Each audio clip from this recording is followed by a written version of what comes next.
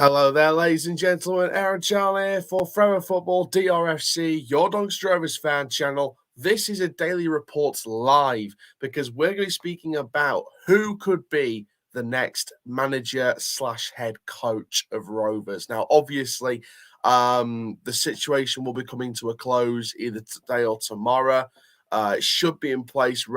It should be in place for the Sunderland match on Monday, which looks like it is going ahead. The Cambridge match has obviously been postponed due to COVID-19 case within the Cambridge squad. So after Sunderland, there's going to be a real nice couple of days for the new manager to get a bit more grip with the squad as the January window starts to open. We've got Morecambe on the 2nd of January as well. So obviously, it's going to be very interesting to see how this operates. Now, you saw by the thumbnail of this live stream, there are 3 people on that thumbnail, which are the more likely candidates in the news stories to be the head coach or manager. Gary McSheffrey, the caretaker manager, the former Bristol Rovers and Cardiff boss, Paul Trollope, and the former England under-20s and Bristol Rovers assistant and caretaker manager, Paul Simpson. Now, I've said for months, we have to get this appointment absolutely spot on. Spot on. We've got to get this appointment right. This has to be the best appointment we've made in years. Do those names give me any kind of hope we're going to turn our season around? Not really. Not really. Gary McSheffrey for me, nothing against Gary McSheffrey at all. I just think this is a big job way too soon for Gary McSheffrey. He will be a fantastic manager for this club one day, along with Frank Sinclair, who is a Chelsea legend. They'll both be fantastic managers one day. But for him and for Frank, it's just way too soon. Focus on the academy, focus where you are, keep developing the players through the academy, and just keep going that way. Just keep going that way. That is the only way to go with McSheffrey and Sinclair. Just keep going with the academy. Do not touch this senior squad. Let someone with a bit more experience come into it. Then we speak about Paul Trollope, and Charlie said this perfectly. Trollope in charge for 4 years with us in League One, 1 year in League Two, but he hasn't managed since 2010, and that is the problem.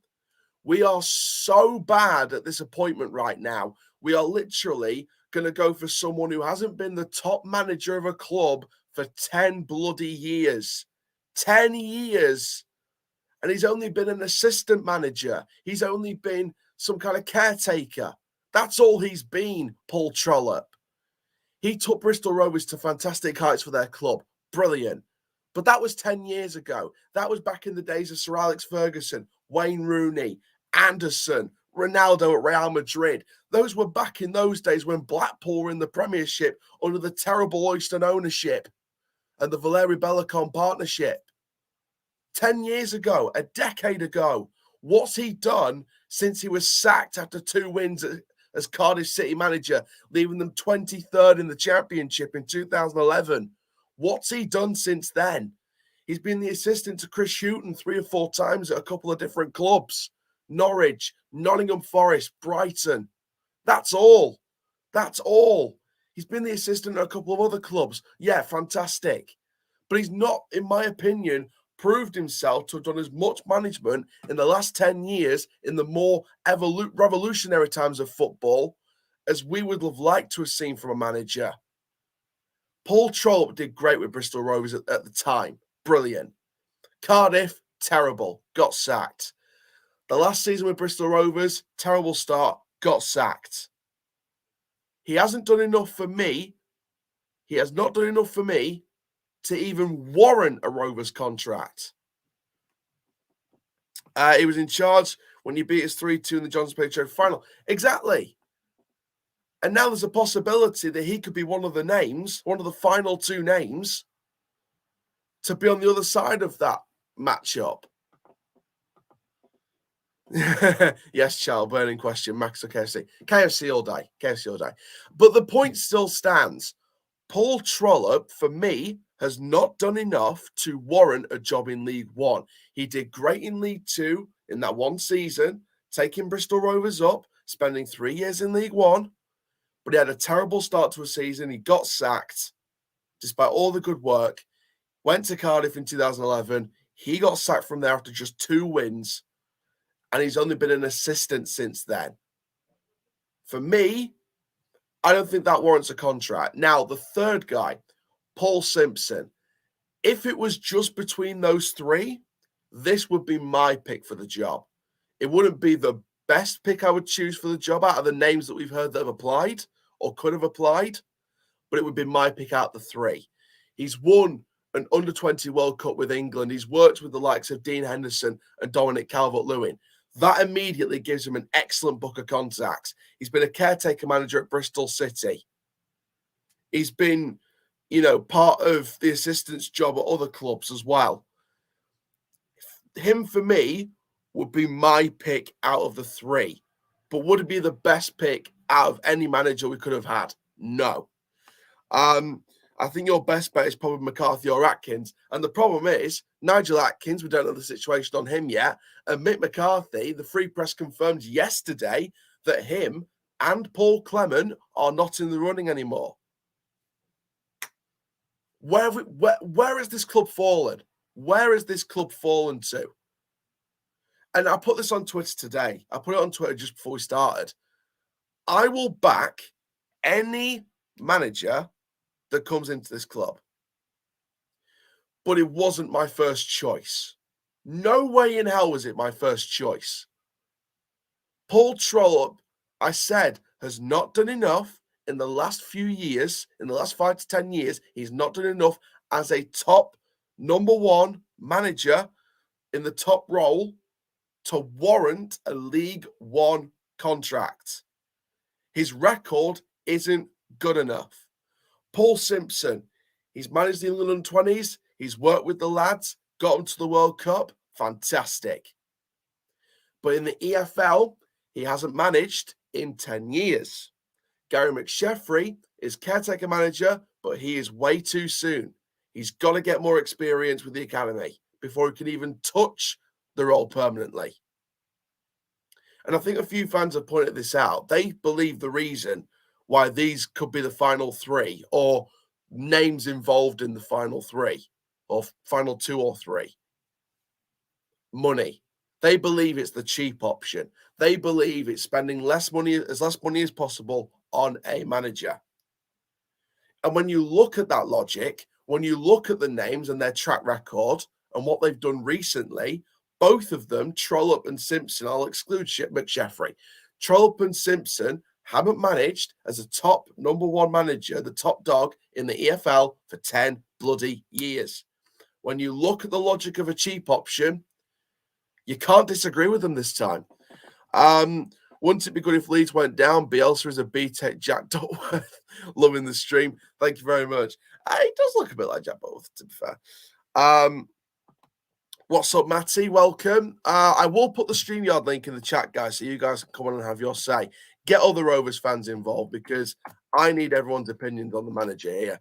Who do you think's coming in? Because it's more than likely going to be out of Paul Trollope, Paul Simpson, and Gary McSheffrey.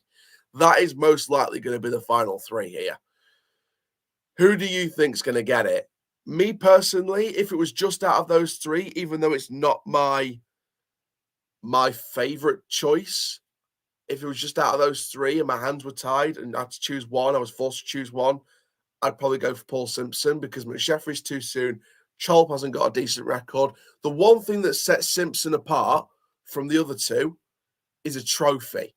The Under-20s England World Cup. Yes, it's not the biggest trophy in the world. I get that. But it's a trophy. And he's got an excellent book of contacts working with Dean Henderson and Dominic Calvert-Lewin. That would be my pick out of the 3. But would it be my first choice? No way in hell. Shout out to Matty Dunn, obviously. But, like I said, what's happened to the club? Why have we gone so far that our final shortlist will coincide with managers that haven't been in the Football League for 10 years? heard that former Portuguese international goalkeeper Quim was one of the applicants. Now, I'm not too sure if that's true or not. You'll have to sort of tell me what kind of source we're talking about here. Um, I'll do some research into Quim. Let's have a look at what he's done, just in case it is true. He hasn't really been a manager. Obviously, he was a wonderful player. I've seen highlights of him playing goal. He'd be brilliant. Um, as a head coach, but again, just not enough experience for me. I think that's why, if that's true and he was one of the applicants, I've got a feeling that's why he wasn't really, chosen, because he hasn't got the experience. I mean, the plus side to someone like a Quim, who's maybe not got experience but is from abroad, he could have brought something different to us. So that's the plus side to the negative side. But uh, Matty says, "Big Sam, bring him in." I think we're most likely going to be looking at Gary McSheffrey, Paul Trollope, or Paul Simpson.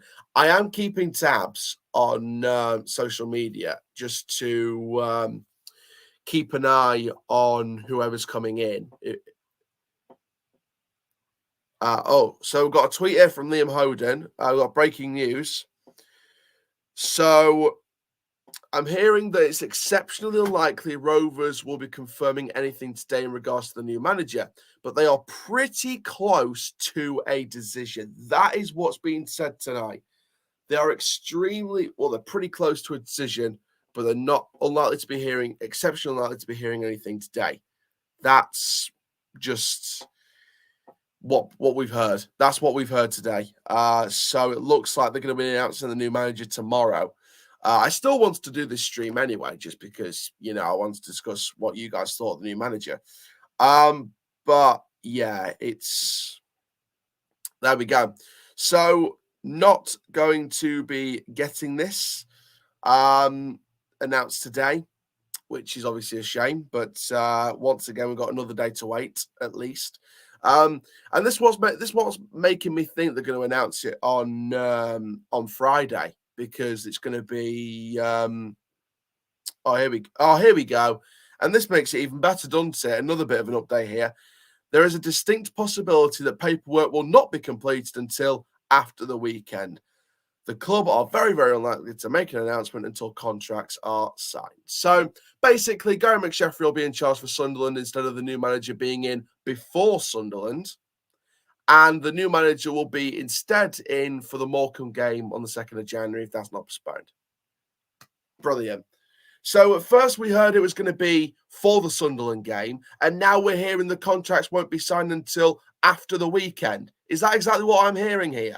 Is that what I'm hearing? Absolute joke. Absolute joke. Unless there was some kind of technicality or a delay of some sort that you can understand. Come on. They said it was going to be done before Sunderland. They said that. And now all of a sudden, just to let you know, it'll be done after the weekend. Tell them. Oh my God. I'm getting more and more frustrated. Was hoping for a Mick McCarthy, but we'll take Paul Simpson in a heartbeat. That's what I mean. I'd take Paul Simpson if he's the one available. I'll take him because he's worked with, great players like Calvert-Lewin and Dean Henderson. He's worked with that talent before, winning a World Cup with that talent.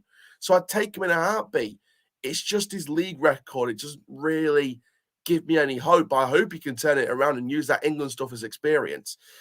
Yes, says Tyler. Just like I said, just again, I don't know. It's a bit too late to announce it tonight, but should be tomorrow. But knowing board, it'll be next season. Well, I've just said in that update, mate. It'll be the contracts won't be signed until after the weekend, and it's very, very, very unlikely, as said before, that they'll make any kind of announcement until the contracts are signed. So it looks like it's going to be Gary McSheffrey in charge for the final time as a caretaker against Sunderland. Whether it's the final time as a manager altogether, that's another story, because he could be the permanent boss. But there we go. The force is with Quim. Good one. Who do you want, mate? Oh, see, if there was no restrictions and you could get whichever of the applicants that we were hearing, that if if we took the list of the bookies and we looked at who we could want to get, my choice at the start of the bookies race would have been Neil Lennon or Mick McCarthy. It would have been one of those two. Neil Warnock was mentioned, but I had my doubts about him from the off because of the wages, etc. But Mick McCarthy didn't really want to move down to South Yorkshire anyway. I think it was some kind of personal reason. So I think that Mick McCarthy was pretty much a long shot anyway. So I would have probably gone with Neil Lennon because of his past stuff with Celtic. He's been a Bolton manager before. You know, Neil Lennon could have been a good manager. In terms of if I was to pick out of McSheffrey, Simpson, and Trollope, I would have gone with Simpson all day because he's got that trophy ahead of the other two. McSheffrey's too soon. Trollope's record isn't good enough. Paul Simpson's won a trophy with England's under 20s. So for me, Simpson would have been the choice out of those three. But in terms of overall, it'd have been probably Neil Lennon. Andrew says we need to make our Cop a noisy place on Monday. It defines what you mean by noisy, though, because if it means getting behind the team and all that, then yeah, I'm all for that. But do you want me to be completely honest, Andrew? I think there's going to be huge sections of the fan base that are going to be on the board's back on Saturday. I could just imagine. I could just imagine the chance that they're going to go down in that South stand. You don't know what you're doing. Gavin Baldwin, get out of our club. Gavin Baldwin shops at Neto. I've heard it before in games, and with the Cop that full, I'm sure I'll hear it again because I think some fans have just had enough already. What do you think about the players that left? In terms of those that left, in terms of the players left in the squad, we need a serious reset button on some of this squad. Vilker and Chakir most likely going to be going back in January. That's what we're hearing right now. They're going to be going back in January. Ethan Galbraith, we're extremely, hopefully optimistic about keeping him. Smith, we don't know, but it's expensive to keep, so it depends what Rovers are thinking. Can they put the expensive stuff elsewhere or keep Smith? That's their debate right now in terms of recruitment. Dalberg, he's fallen down the pecking order. Will he be kept? Again, we don't know yet. The Free Press is saying a pair of loanees and several permanents, but we'll see what happens. It depends who the manager. Apparently the club's done verbal agreements with all these different talks, with all these different deals, and the new manager, whoever it is, or head coach, will just sign it off if they want that player. So. Your opinions on Kwame Thomas and Christmas trees? Well, it's the right time of year now, isn't it? What source did you hear that, Chow? Was the source ketchup? About the several permanent signs in the Paralones, that was actually the Free Press. So that was in their January article. Very true, mate. I want you to sing your arse out on Monday. Don't you worry. I'll be screaming my backside off on Monday. I'll be vlogging it all. I'll be in the South Stand next to the drum, battering my voice out until I'm blue in the face and lying dead. I will scream my heart out in a classic Rovers. I'm going to bring my green retro Rovers kit at 12:30 in the morning. I'm going to go for it. Absolutely go for it. And then afterwards, I'm going to grab a Kentucky and just relax. But yeah, I'm going to be inseparable on Monday. I'm going to go for it. Get on your drum again. I might actually do that, What did you have for breakfast? Bring a zoot. For breakfast, I can't actually remember, to be honest. I'll tell you what I'm going to have for breakfast on Monday, a big slice of energy. That's what I'm going to have, swimming in flipping porridge. And you know what? I've just seen a retweet on Liam Hoden's tweet about the fact that we're not expected to be making an announcement until after the weekend when the contracts are signed. We sacked Wellings on the 12th of December. The 12th. It has taken, by the time we make an announcement, 26 days to make an appointment. The board said they want to make the appointment. Even I think Gary McSheffrey even came out today to Football Heaven and said the club wants to make an appointment as quick as possible. 26 days. That's quick. That's not quick. That's bloody snail's pace. Look at all the clubs in the same division or in a different division, higher or lower, that sacked a manager and got an appointment in literally about a few days or a week. A week at max. A week. This is someone that supports the board, someone that wants the board to do well. But if we're taking more than 2 weeks to make an appointment after some clubs, higher or lower, make appointments a week before, even less than, it doesn't exactly make it look good, does it? Shall you tell him, I've had enough. I've had enough. I'm not going to sit here and say Baldwin out because I think that's just wrong in my opinion. If you want to do that, go on ahead. That's your opinion. You're entitled to it. I'm not someone that does that. But if they make a mistake, I'm going to call them out. I'm going to call them out. Can you sit in the away end of the Sunderland game, please? I mean, I can't really because I've got a half-season ticket for the South Stand, so I'm pretty much plonked in that seat for the entirety of the of the season now. So I wish I could, but I can't really. Do you want a game of footy at the Keep Mode tonight? I can't. I've got loads of work to do, I'm afraid, mate. But no, it's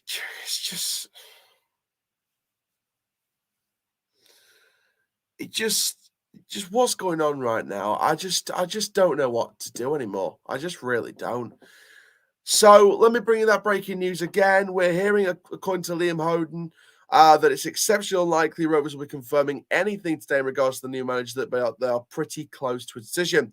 There is a distinct possibility the paperwork will not be completed until after the weekend. The club are very, very unlikely to make an announcement until contracts are signed. So, shock, there is no rush, even though it's been more than 2 weeks since we sat Wellens. Yeah, good one.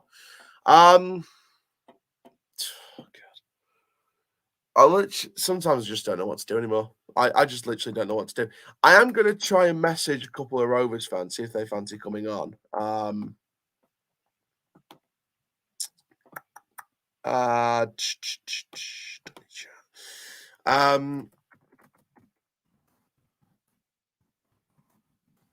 want to see if I can try and get some Donny fans on.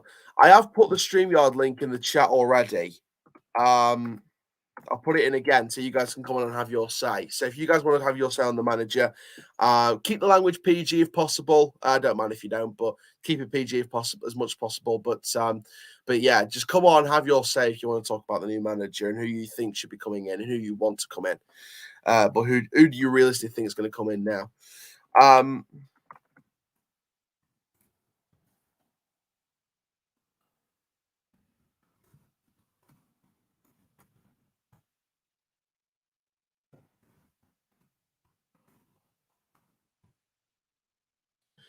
But yeah, I don't know. I just feel like overall, I don't. What's the plan? What is literally the plan? Because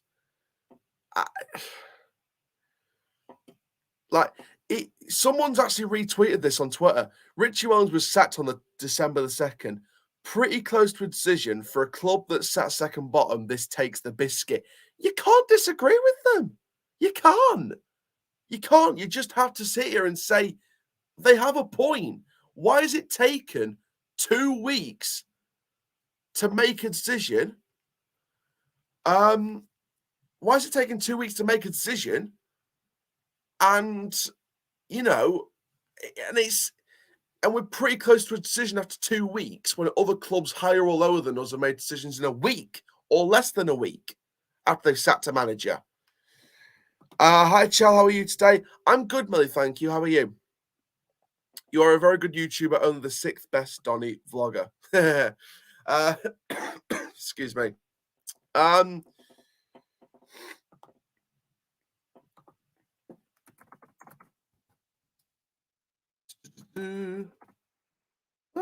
on. All right, so I'm just going to send this invite link to someone because I think someone's coming on. We need a CDM to make the plays in January. Any thoughts on who we could get? To be perfectly honest with you, mate, I honestly don't know who we get, because we could get a pair of loanees. We could get the CDM could be one of the permanent signings. It could be one of the permanent signings. It could be one of the loanees at this rate. I don't know. Honestly, I really, really don't know.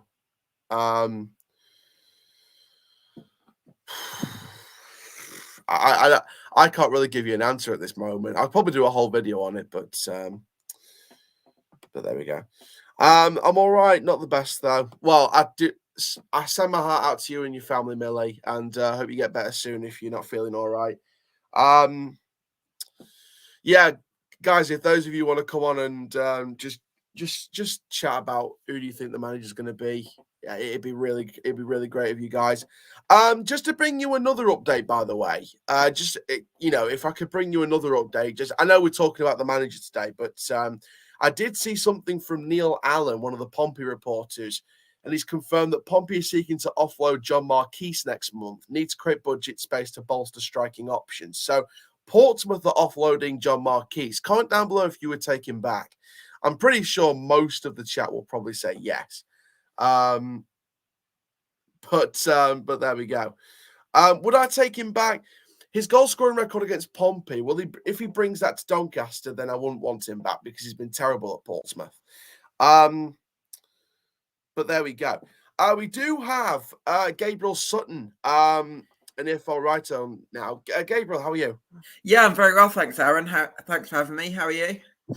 Well, not after I've seen what's been said. So, if you've just missed it, for those of you who are new to the stream who've just tuned in, this is basically what's been said from Liam Hoden from the Free Press. He's come out with a statement, a couple of thread statement tonight, and basically it's been said that it's exceptionally unlikely that Rovers will be confirming anything today in regards to the new manager, but they are pretty close to a decision. There is a distinct possibility that paperwork will not be completed until after the weekend. The club are very, very unlikely to make an announcement until contracts are signed. Bearing in mind, we heard just yesterday or the day before that we're going to announce the appointment before the Sunderland match. Gabriel, please give me some outside opinion here. And this is someone from the board who backs the board.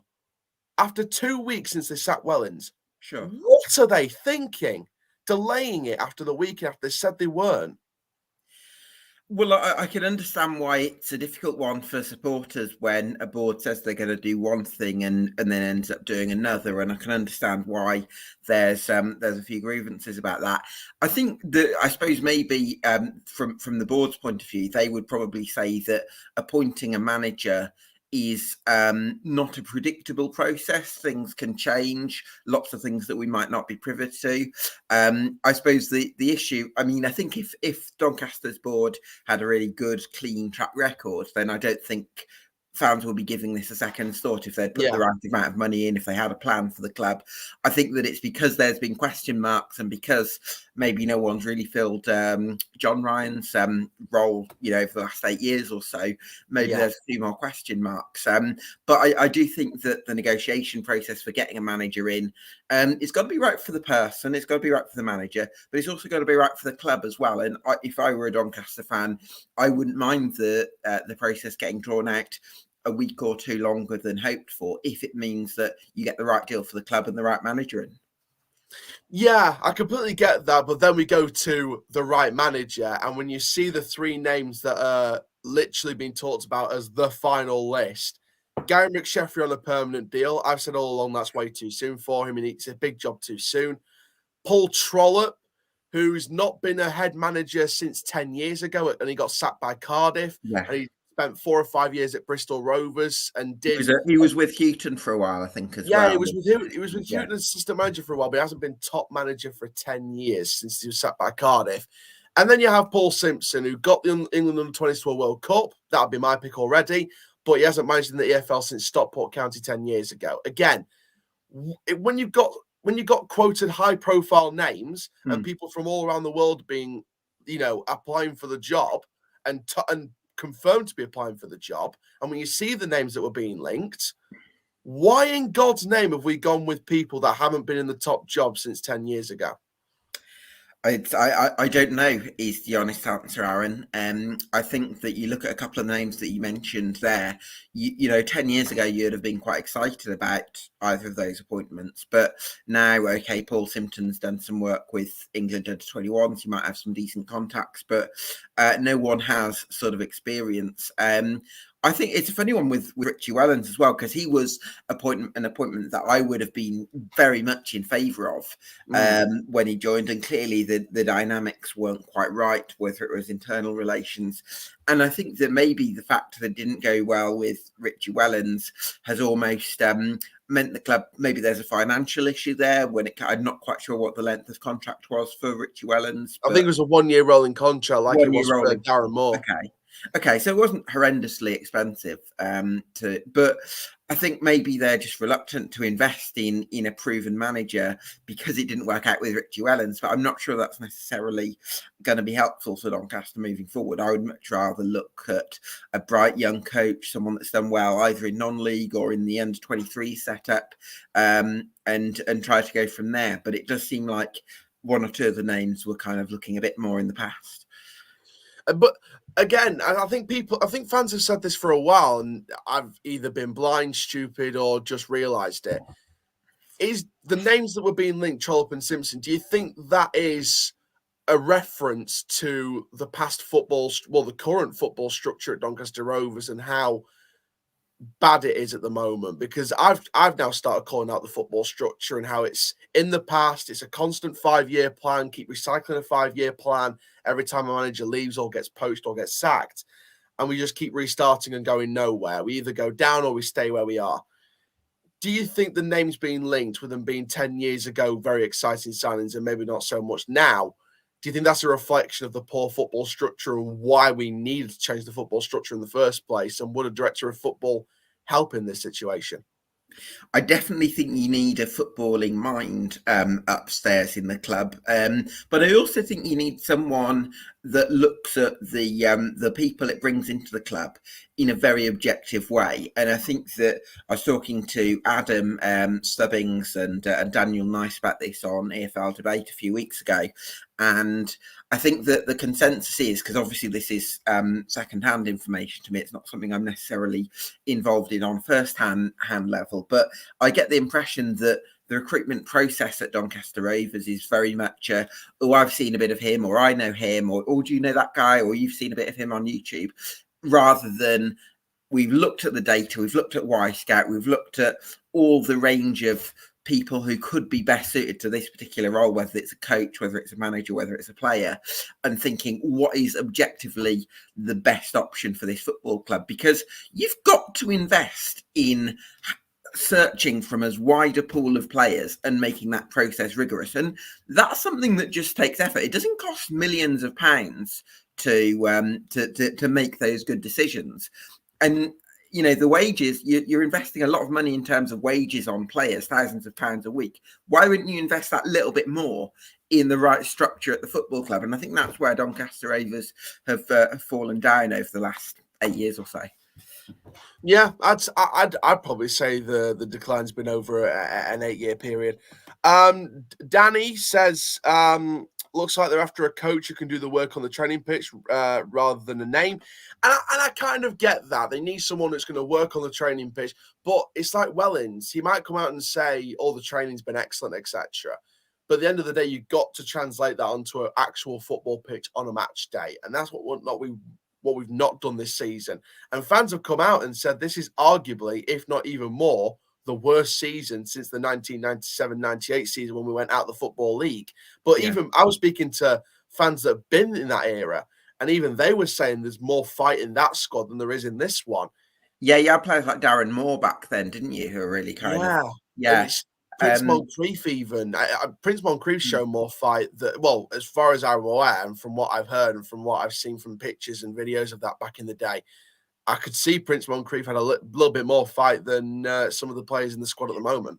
Yeah, definitely. I think that I certainly think that going down the under-23s coach route could be an option for the club.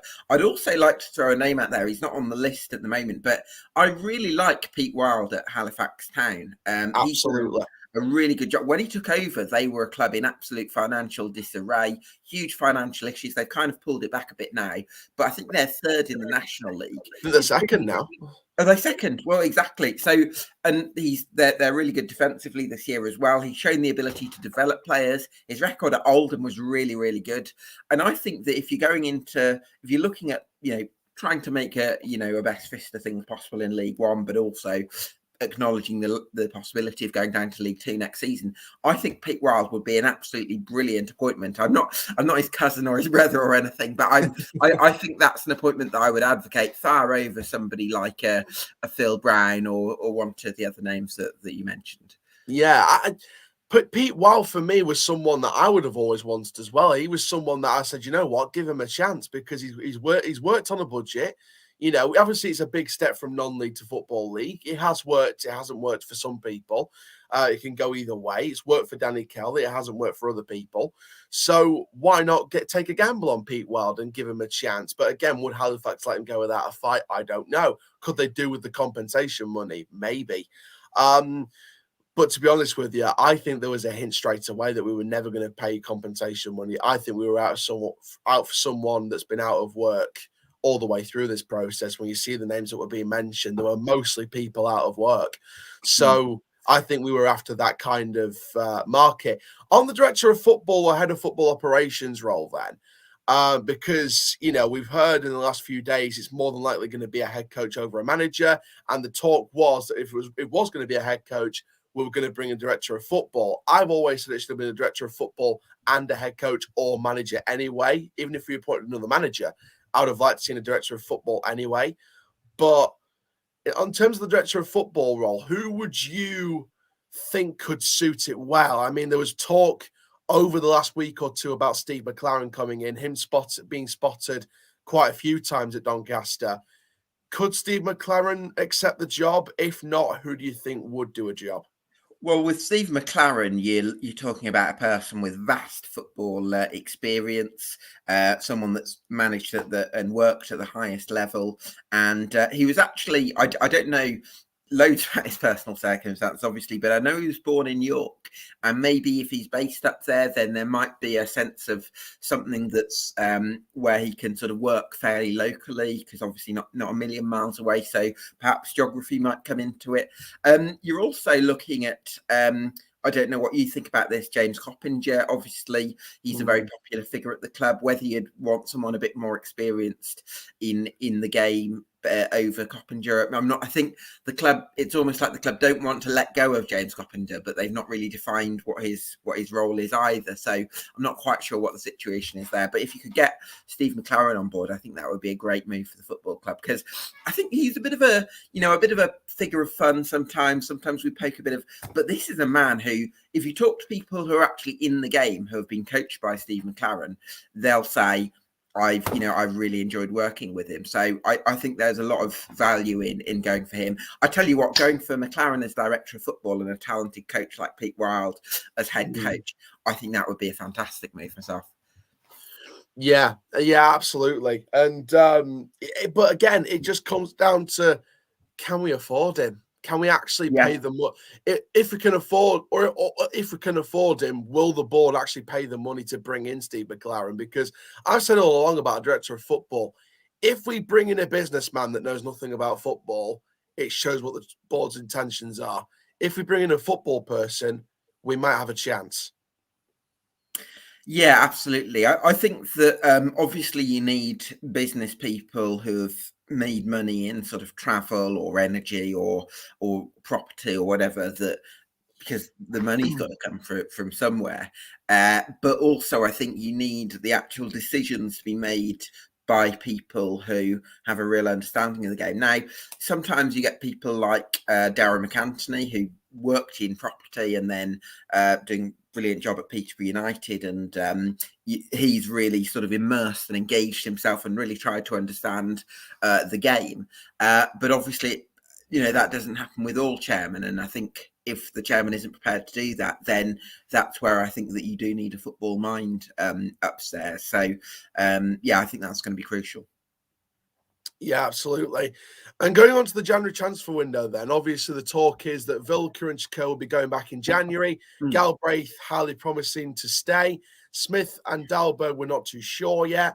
In terms of incomings, we've heard a pair of loanees and several permanent signings. I mean, are we going to actually believe this until we see it, or just be optimistic just in case? I mean, they've done verbal agreements apparently with a few signings, but they just need the new manager's sign off. But again, we're not going to make that appointment until after the weekend and before the Morecambe game.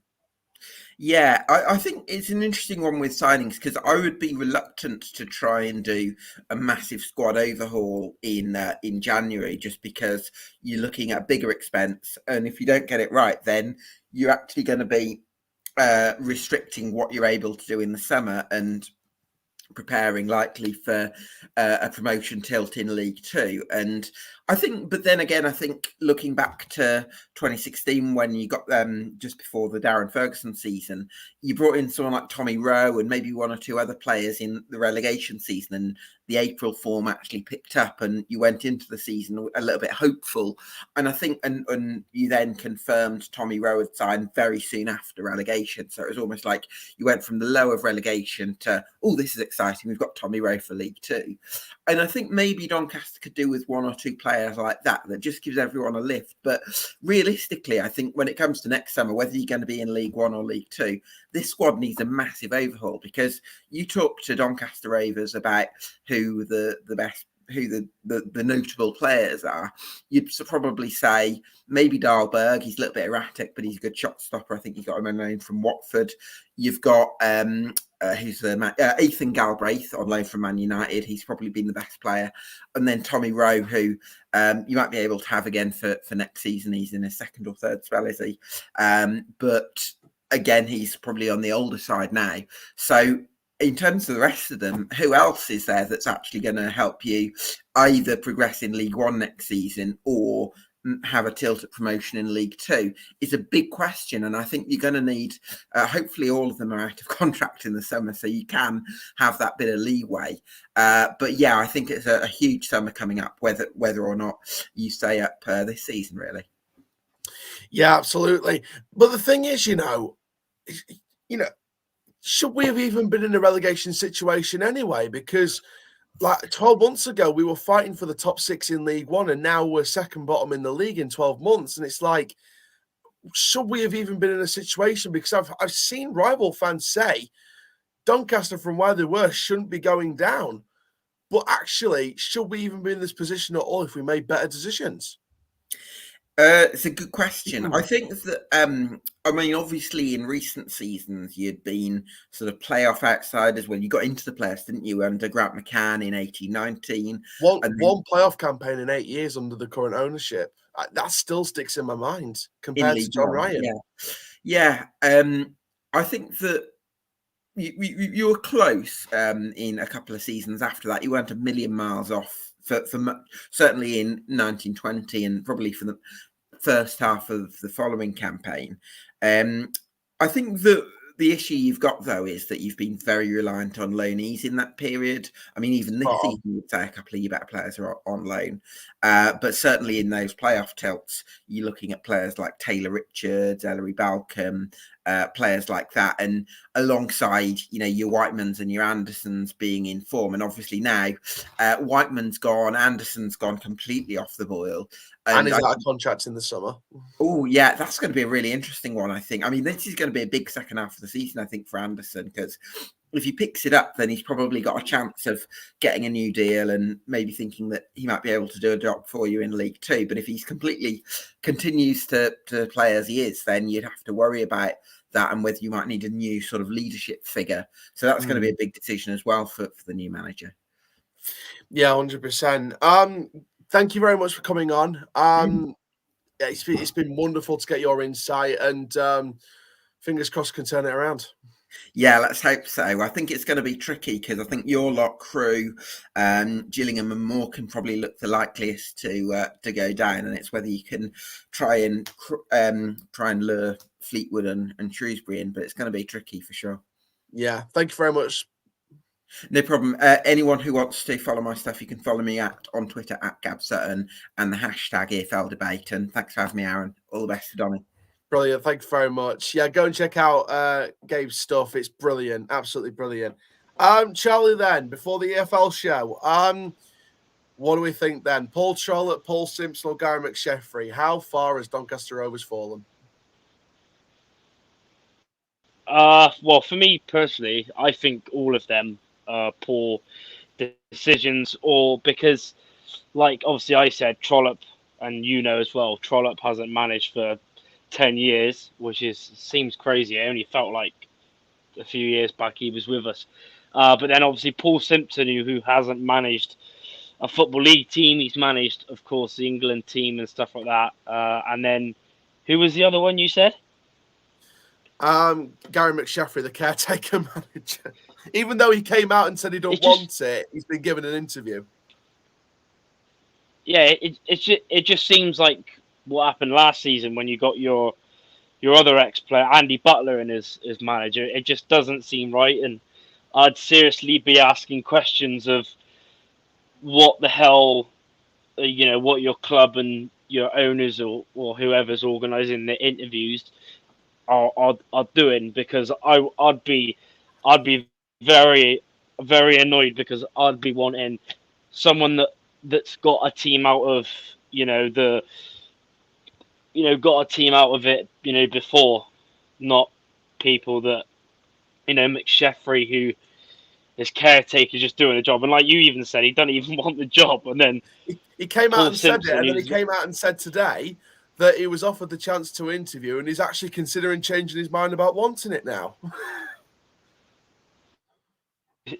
It's just mad. It's just really is mad. But yeah, I'd be seriously worried and annoyed if I was a Donny fan right now, if they were the only three options that you've got left, really.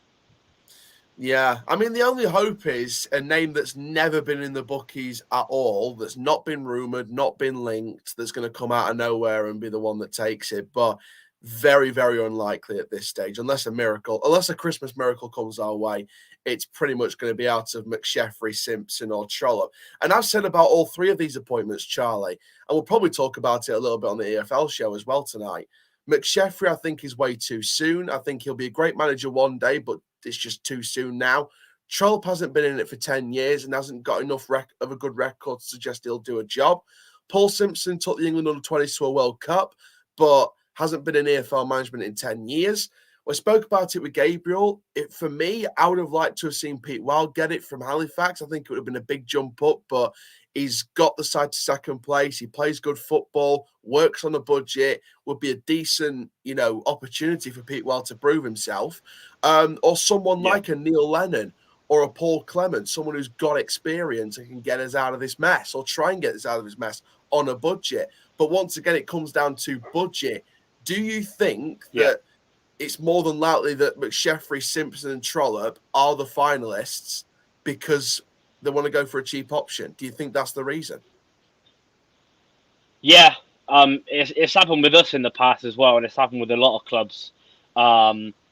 They've gone with the cheap option, and like I said earlier, I think the two best I said to you earlier would be Warnock, who was obviously linked, but it doesn't seem like it now, and Mick McCarthy. But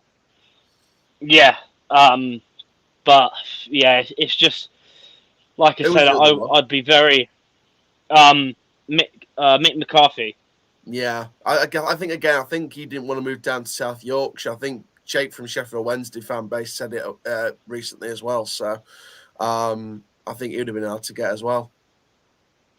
Yeah, so for me, if those are the only three, Trollope, Simpson, and who's the other one?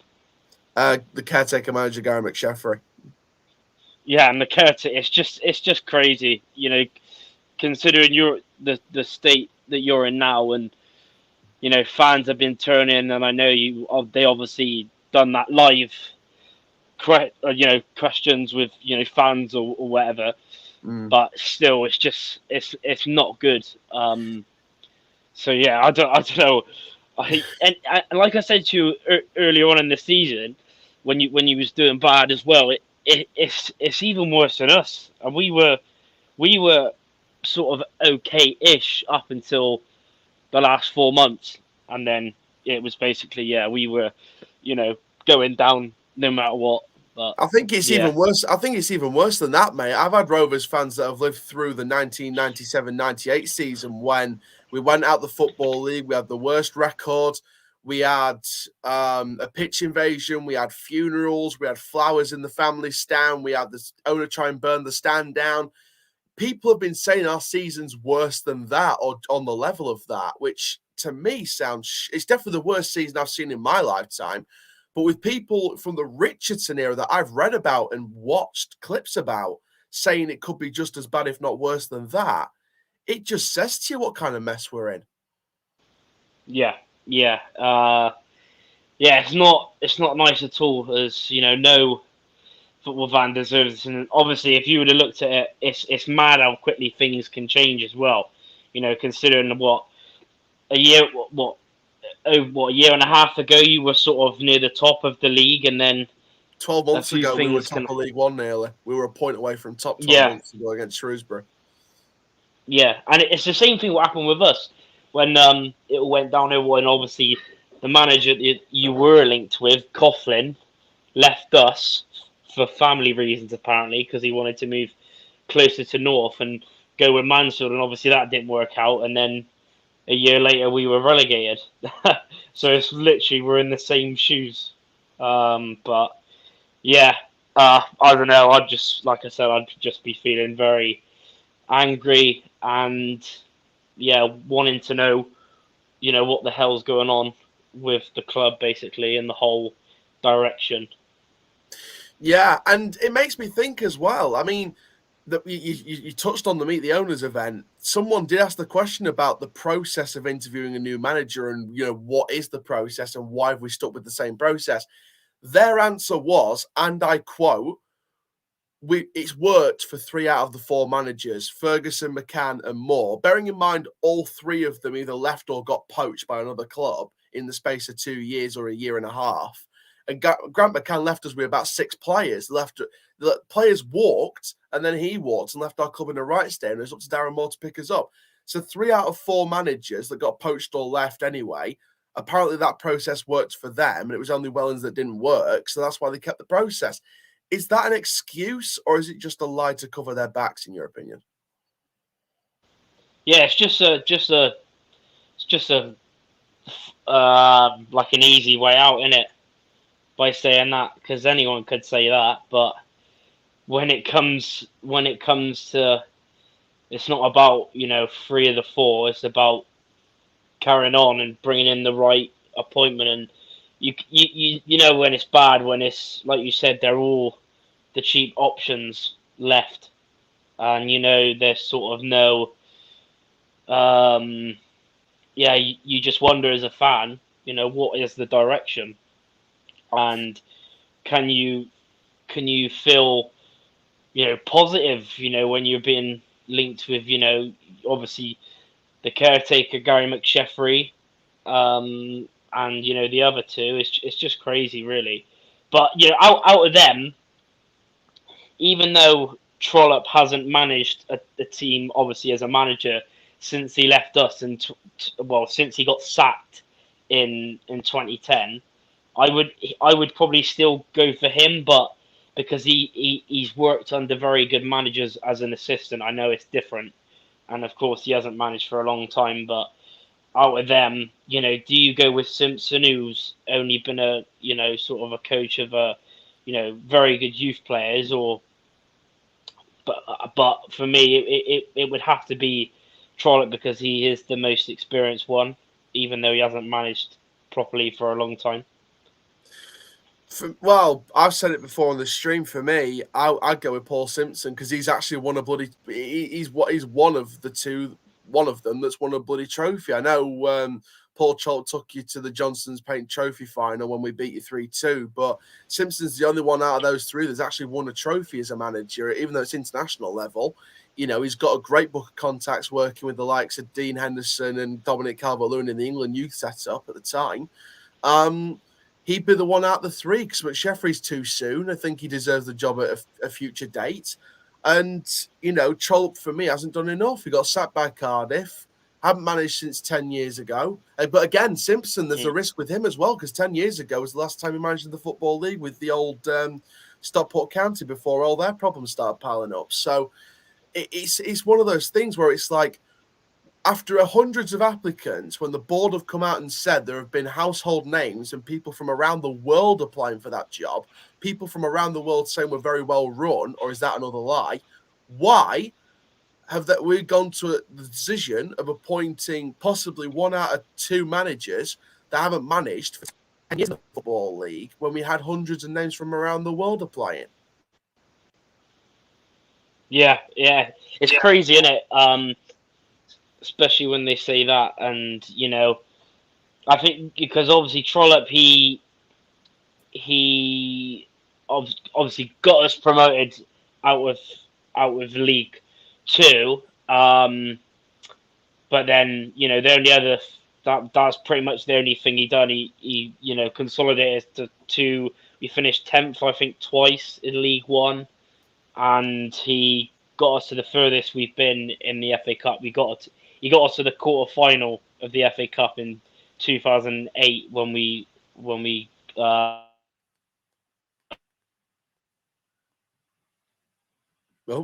have we lost Charlotte? beat. Tony's even said that there's been people from. Can you still hear me? Yeah. Yeah. But yeah, it's crazy when your owner said the fact so many happen, and yet they've come down to these three. It's just mental. It really is. It's even someone as optimistic as me wants to see the best in everything. I just can't in this situation. I really can't. Because when you've got two people that haven't managed in the EFL for 10 years, one of them's won an England youth trophy and one of them's got sacked by Cardiff. And then you have the caretaker manager who said he didn't want it and then might be changing his mind and might want it. And then we also said we were going to bring the new manager in before Sunderland. Now it's been announced tonight we're likely to be making the announcement and sign the contracts after Sunderland. Who can you trust in the club at the moment?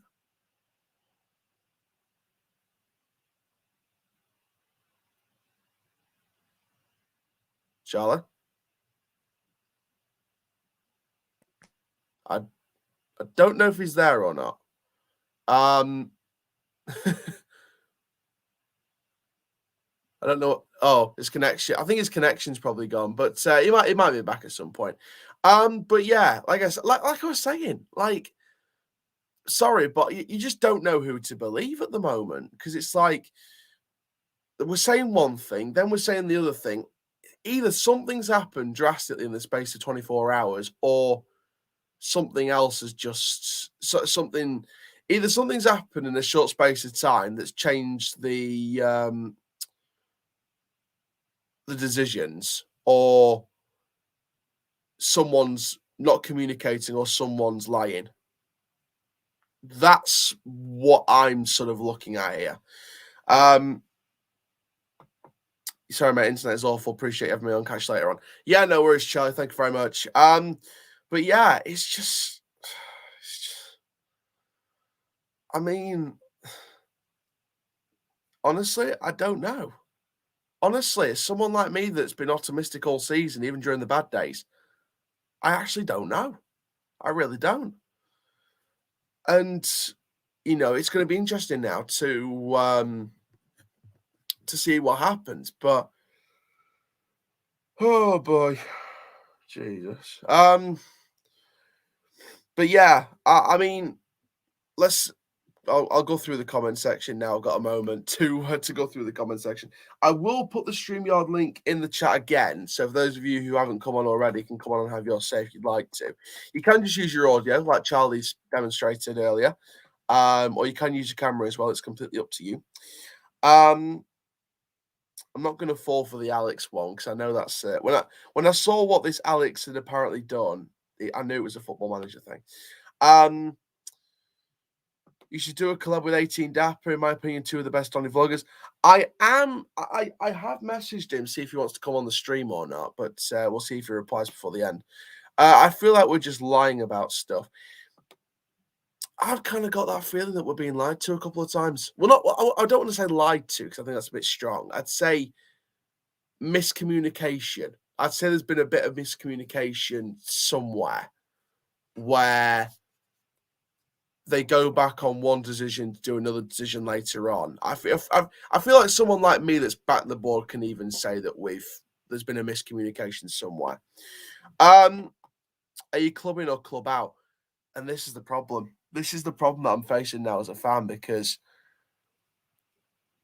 the thing is, Gavin and David and that, they're nice guys, but some of the football decisions that we've made compared to other clubs in similar financial positions than us have just not been right. I think even Gabriel said it earlier. Like, you know, we've made such poor decisions, and like Gabriel said, over the last 8 years, we've kind of become a bit stagnant. We've kind of become a bit backwards over the last 8 years. And you'd have to agree. You'd have to agree on the basis of it. I think what's happened is, and I really hope the owners forgive me for saying this, but I think what's happened is we've prioritized too much over keeping the club alive, that we haven't looked towards building for a brighter future. I think we've just become financially stable, which is amazing, and I'll always respect them for that. But I think we've focused on it too much, and we've not really focused as well on going for promotion a lot more times and actually trying to break the bank and go for it. I think we've just become a bit more. I think we've become a bit too much stable. I think that's what was set. I think that's where we're looking at here. I'm not really clubbing or club out. I think I'm just, I don't know. Maybe this one's my last straw with the club. Maybe this appointment is my last straw with the club. If it doesn't go right and we go further and further down, you know, there might be a time where I actually start turning, but I really don't want to come to that because I think they're nice guys and don't deserve it. It's just the decisions they're making haven't been good enough. I come on the stream, but I'm shopping. I'm trying to stay live until at least 6 o'clock. So if you're done by 6 o'clock, please come onto the stream if you've got time. Let's get behind the lads on Monday and get 3 points. Speaking about the Sunderland game, Tom Anderson has been sidelined. Ben Close is still sidelined, and there are no other fresh injury concerns. The isolating COVID-19 cases have returned, so they're back in training, or should be back in training today or tomorrow. So apart from Anderson, we should be expecting a similar squad to Shrewsbury, hopefully. Maybe a couple of people miss out due to the COVID isolation, and we'll bring a couple more of the kids forward. But am I confident about getting a result against Sunderland in front of Sky Sports? Am I hell? Even I'm not that deluded. Do you think everyone will still call the stadium Keep Mo? Probably.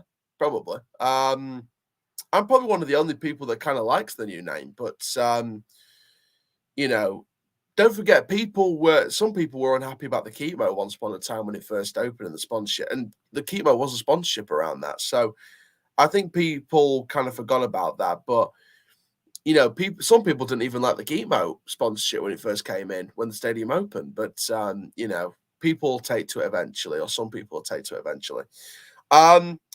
Who's the best drummer in League One? Obviously, it's the Donny one. What's your score prediction, Chal? To be on, and score prediction, Dane. Million Dane, to be perfectly honest with you. At this point, a couple of days before I record the actual preview video, I'm going to go for a 3-0 Sunderland win. I think they'll batter us. It could be another 6-0. I could be wrong, but I'm going to play it safe and go for 3-0. Because, I just don't have any hope of getting anything out of this game. I think Sunderland will batter us on, especially with Anderson out as well. It doesn't make anything much better. I just personally feel like it's just going to be a battering, to be perfectly honest. I am the drummer, mate. Cheers for that. I'm saying 2-1, Donny. Very optimistic, mate. I like the optimism. I really, really do, and I wish I had that for this game, but I just don't. I just don't. But yeah, it's just one of those things. But yeah. Let's try and find some more social media reaction to the news that came out in the last half an hour to an hour that we are expecting the announcement after the Sunderland match. Someone said it's looking likely that Shelfrey's going to get it. Gabriel replied saying, could be wrong, but I don't think McSheffrey keeps Donny up. I don't think, and they said you're wrong, I don't think anyone keeps us up. And they're right. At this point, with who's been named, I really don't know if anyone keeps us up at this point. I think, if we appoint McSheffrey too soon, we're down. If we appoint Trollope or Simpson, we're down. I'm just going for a 1-0 win to Rovers. That's very optimistic. What's your favourite ex-player? Favourite ex-player's got to be James Coppinger. All day, every day. I shouldn't have even made it a second thought. James Coppinger all day. Oh, God. But yeah, it's... I don't know. I just...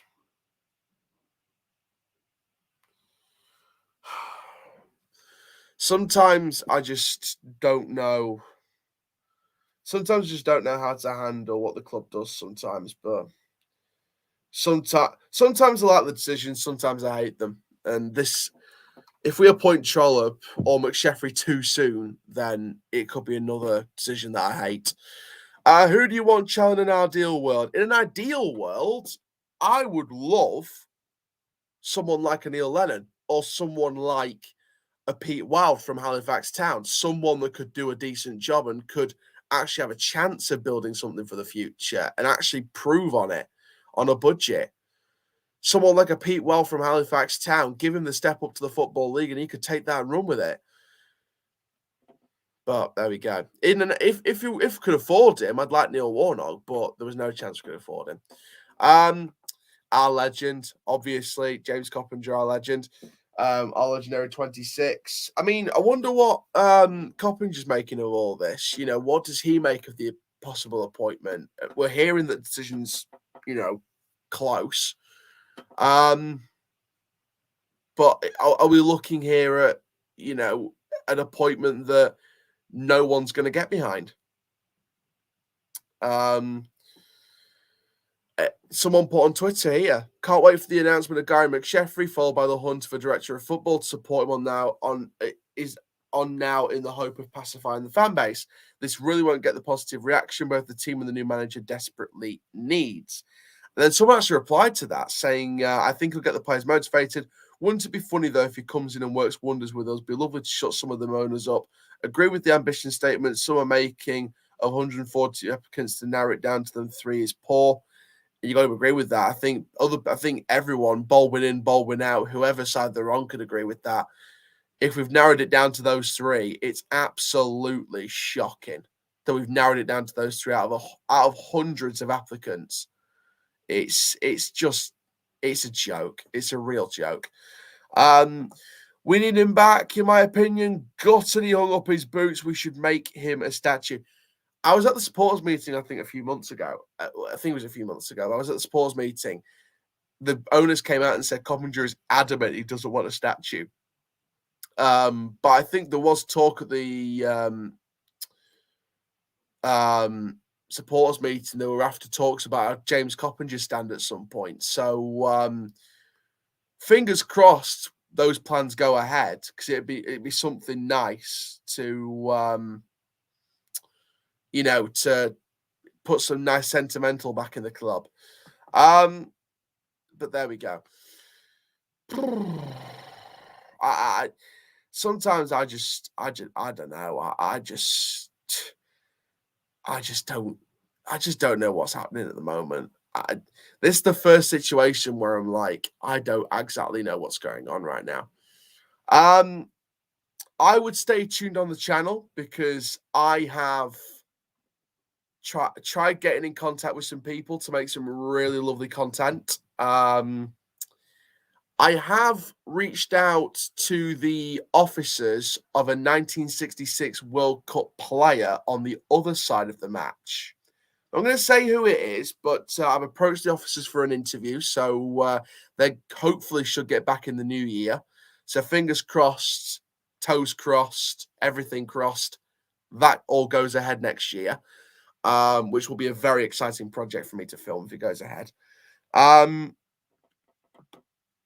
Early one on Monday, isn't it, mate? Yeah, I'm going to be awake on an early Monday morning. Even if I was scheduled in to work on that day, I would not be going to work on that day. I'd be there at the match, shouting loud, even if I was scheduled to be on that work on day, which hopefully, fingers crossed, I'm not going to be. But I won't be going to work anyway. None of the appointed managers left are anywhere near either ready or good enough. When you think of managers such as Paul Cook, Flynn, all the jobs we should have gone on all in for those types. What's the best away game you've been to?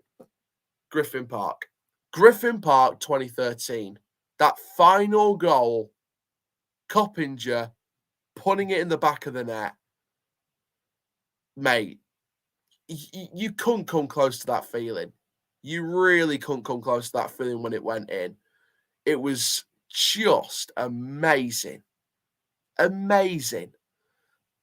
You couldn't deny the feeling when that went in. We were just all up in arms. There were flares going up. There were things going up. It's been unbelievable. But just trying to find some more reaction. I'm going to try and find a lot of more reaction to the statement from Liam Hoden tonight. That feeling was the best. It absolutely is. You go Morecambe Chal. I'll have to see. I'll have to see what my budget's like. But fingers crossed I'll be able to take the train to Morecambe.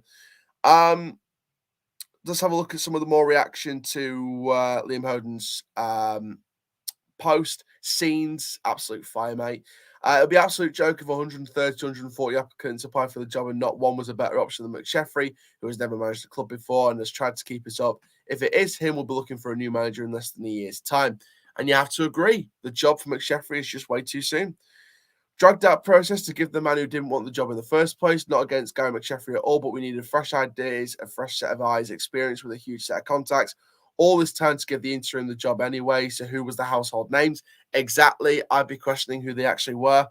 Yes, they were the good old days. I remember going. I was 8. Best feeling ever. I was 13. God, I was 13 on that day. It was I think nearly 13. I think I was 12. So mad, absolutely mad.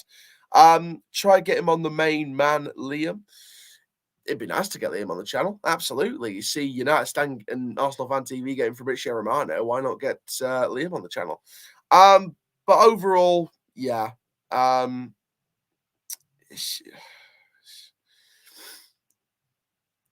You just look and you sort of think, I don't know. Robert Gosh has just spoken on Twitter. He's right. The managers don't appoint themselves. Grant McCann was unwanted and he gave us an enjoyable season. So, you've got to remember that. That's one thing you've got to stick in your mind. By the way, also, just to remind you, it's 10 years ago to the day when Rob Staton put on Twitter, I've just spoken to Juve, who's turned down big money in Russia and California to stay in Doncaster. He says he's settled here. Weird season. But what positions? Oh, here we go. What positions would you say we need? I'd say at least a player in every position. What's been the best game you've been to? Best game I've actually been to was probably that Brentford game's up there.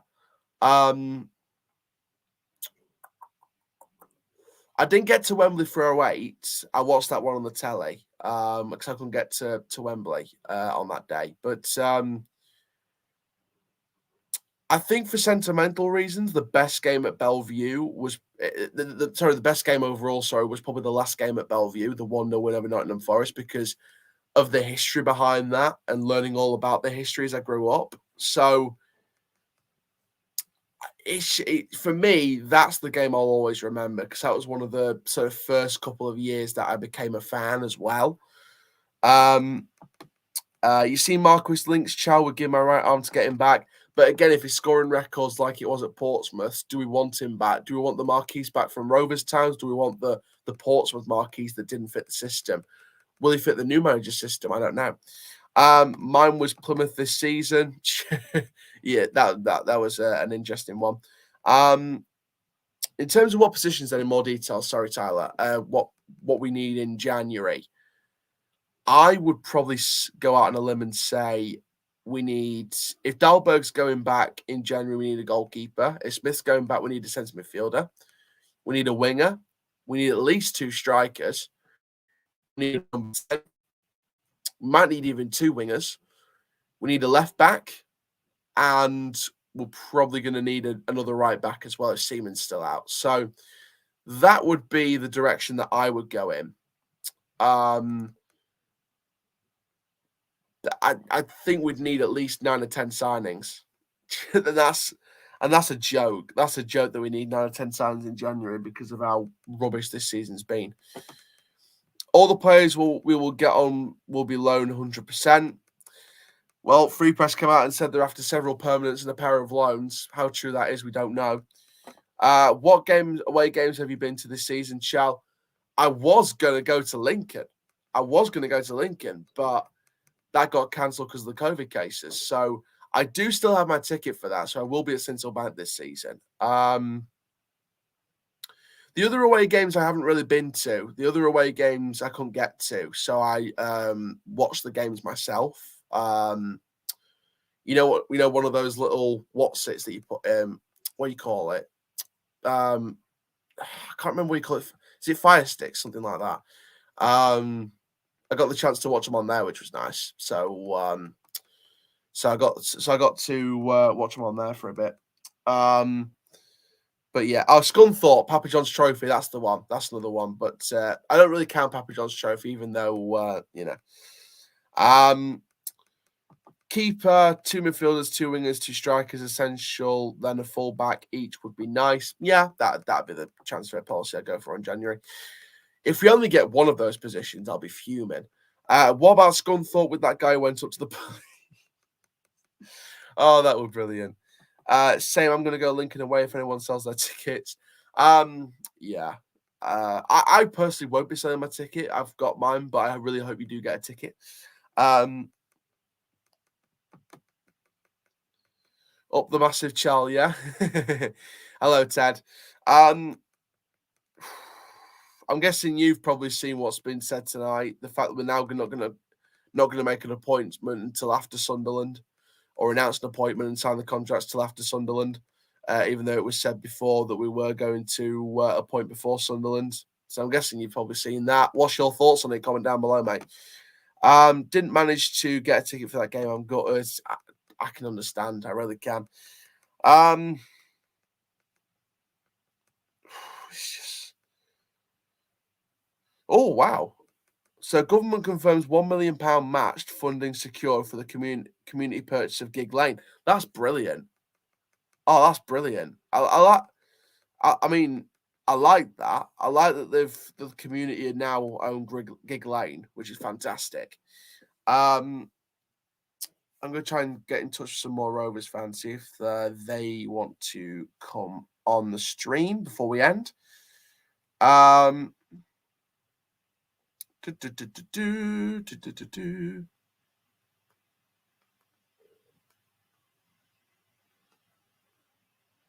Just put the word out.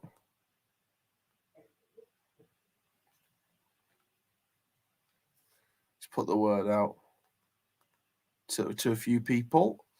Try and get some more people in. But yeah, guys, comment down below. Again, what are your thoughts on the statements? I will go through them again.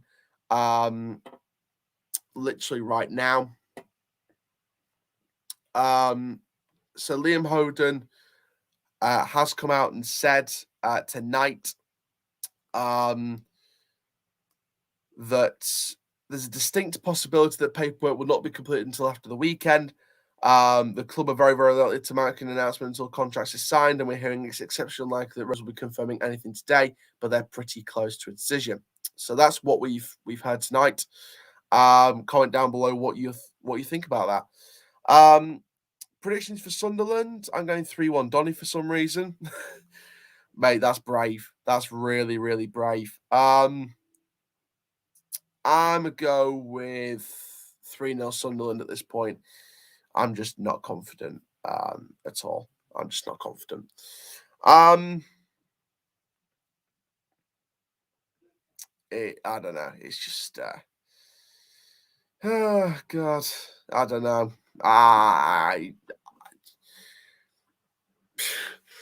Is anyone else apart from the few people that predicted to win, is there anyone else expecting anything more out of this game apart from a Sunderland battering? Not really. I'm probably going to only go live till past, to be honest, guys. Give it another 10 minutes. But yeah, keep getting your comments down below. What are you guys thinking about this? In fact, I might end it pretty much now, just to give myself half an hour just to chillax. Hope you have a good Christmas, mate. Thank you very much, Tyler. Much appreciated, mate. But yeah, I'm really not happy. Really, really not happy. Let's bring down the banners. I'm really not happy about who we could be linked with. Actually, no, hang on. We'll stay on because we've got someone coming in 20 minutes. So we'll get him on in 20 minutes. So yeah. Ooh.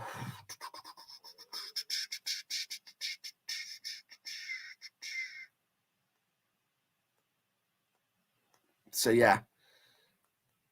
Stay on for another 20 minutes because I think someone else wants to come on. To come on. I'll not be back in time to get on the live. That's all right, Millie. I hope you keep watching the show anyway, and hopefully catch you on the next one. In fact, I might also reach out to the Rovers fan group, try and get them on the thing as well. Can you get me on the vlog on Monday? I'll be next to the drum, so if you are next to the drum, then you'll see me.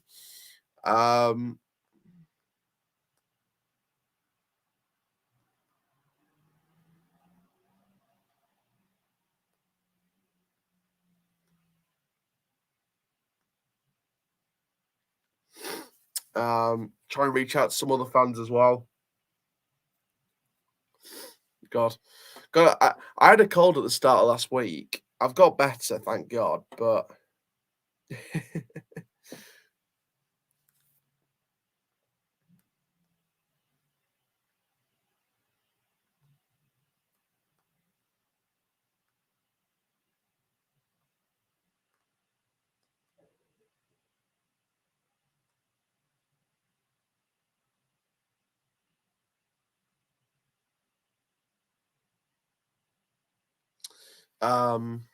yeah. I think most of us right now are just feeling like just really down and just really like down in the dumps about it all, and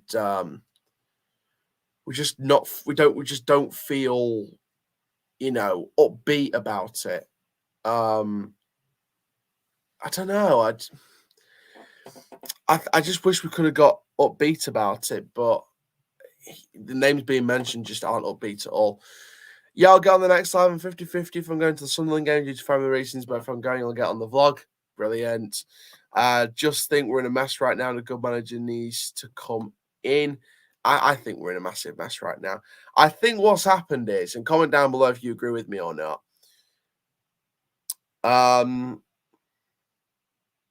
I feel like so much short-term thinking has bite us on the backside now, and we're in a situation where we're nowhere near as good as we need to be because of all the short-term thinking. I mean, comment down below if you agree with me on that. But Charles, what do you watch the Rovers games on the Fire Stick? Just some of the away games. Yeah, I am going to be at Sinsel Bank, and I've been at Scunthorpe, so it's not all of them. It's not all of them, but yeah. Do you reckon we'll go into a lockdown again? I don't really pay attention to politics because Boris Johnson can shove it where the sun doesn't shine. I think the same as you, mate. Yeah. And people can't say anything to me about being negative. I've backed the board thick and thin. I've backed the board through thick and thin. So no one come and tell me that I'm not believing in the regime, because I backed them through thick and thin, but they're making mistake after mistake after mistake. And in my opinion, if we're not going to get better, what's going to change? How do you watch them, though? Missed a few games, mate. To be perfectly honest with you, Tad, my brain is just too muddled to give you an answer. I think I'm just too depressed to give you an answer, to be honest, mate. I'm not being like horrible and dodging the question. I think my brain's just too muddled to give you an answer. I'm just so depressed about the manager situation, to be honest. I'm going to let the Facebook group know I'm alive. If it's McSheffrey, I'll be disappointed. Not that he's not a good manager, but I think it's just too soon for him. Needs more experience. And again, it goes back to that point. We had 130, 140 plus applicants for this job, and in 2 weeks, we're then going to give it to the interim manager. I don't know. Say we don't pay attention to politics, to be fair. Yeah, absolutely. In fact, no, I'm not going to post it on the Facebook group because there might be a few people that will just, have a go at me or something.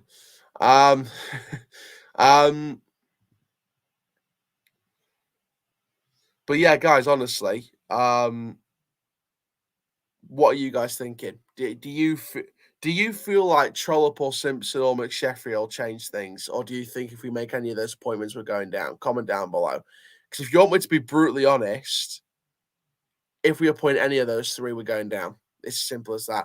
I've got a little bit more optimism about Simpson because he's won with the England trophy, but again, he hasn't managed in 10 years in the Football League. There is that risk with him.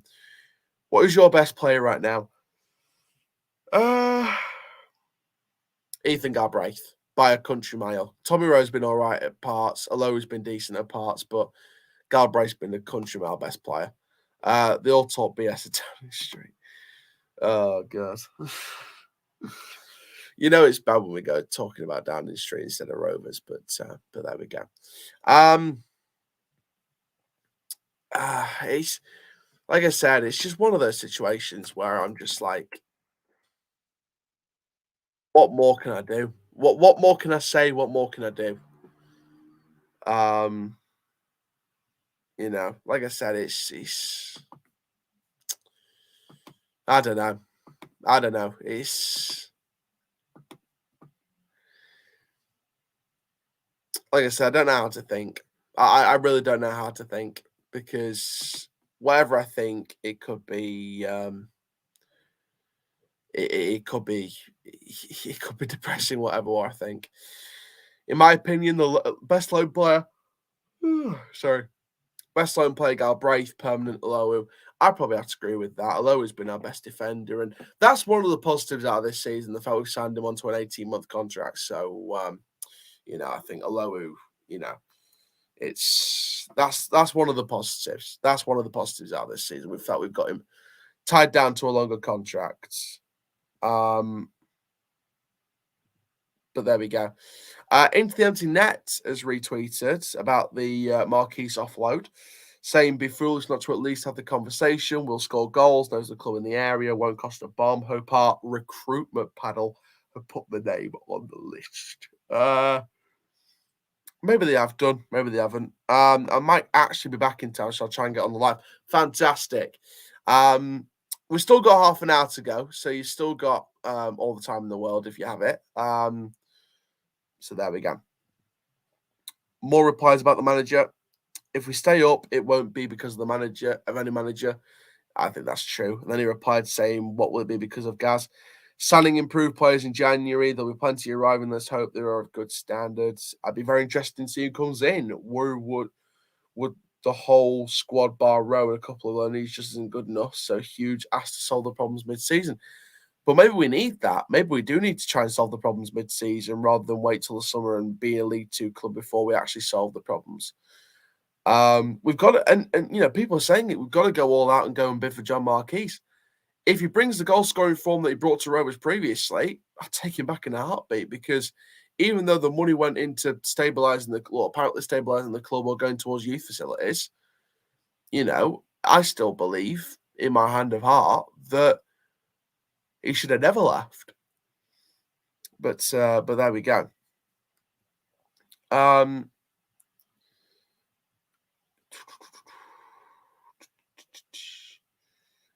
Let's see if I can find so many more.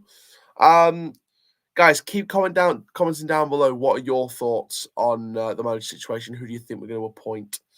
I mean, if he came back to Donny, if Marquis came back to Donny, by the way, that'd be a brilliant one. But there we go. Like I said, it's a very weird one. I joined now, but there's loads of people in M&S, and I don't want death stares. Honestly, I don't mind. If you can find a corner of M&S or go outside or something, I really don't mind. Call in from anywhere. It would make the stream hilarious. Honestly, it would make the stream hilarious. And don't worry about death stares. They just don't know that you are on a professional streaming platform giving your views on the future of the football club, which is at the heart of the community. So that's your answer to the death stares. What about Butler?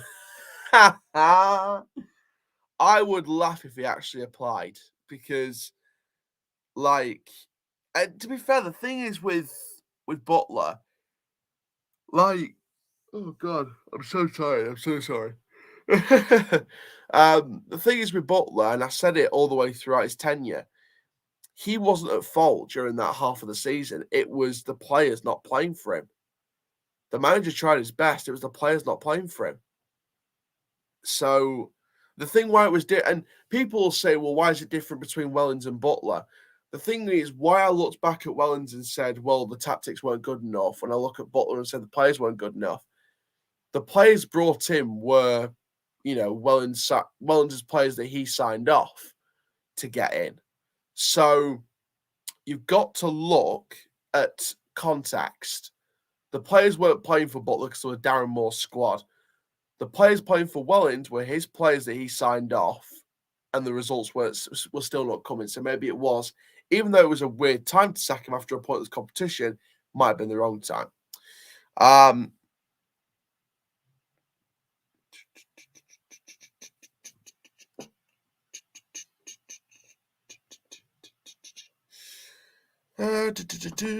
Butler and McSheffrey with the cheap options. I think Trollope and Simpson's cheap options, to be perfectly honest. If you want me to be brutally honest, I think Trollope and Simpson are cheap options as well. Since I'm nearly done, I'll be back home in approximately 20 minutes-ish, so I'll come on. Hopefully, fingers crossed, I'll try and get... Honestly, just call... If you could even call now, don't even worry about the death stares, because people will then know you are talking about your... I mean, people might end up thinking you're on BBC Radio 5 Live and they'll praise you for it. So give it a fair crack. But yeah, just come on as soon as possible. Like I said, I'm staying on for another 15, 20 minutes or so, because another Rovers fan should hopefully be coming on in about 20 minutes. So there we go.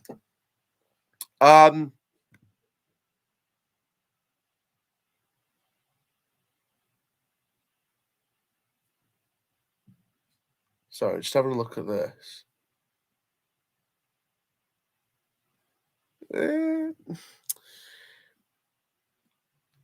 See, this is weird.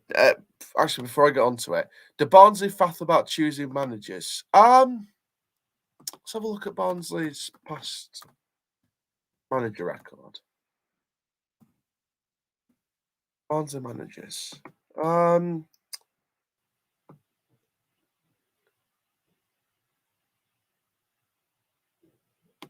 So when Valentin Ismail was, oh no, he left in the summer. That's all right.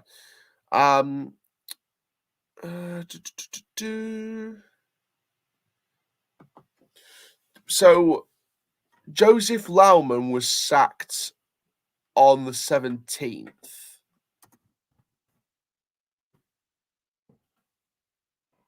I think it was 17th of November. And then it was actually the 21st of November when Asbaghi came in. So it was actually 4 days after they sacked Lawman. There you go, Continental. Exactly. And someone said it in the stream earlier. What about Quim? Apparently he applied. I'm not too sure how true that is because he's never been a manager. But if that was true and Quim had applied, then that, even though he hadn't got the experience, that would have provided some kind of optimism with the kind of football he could play.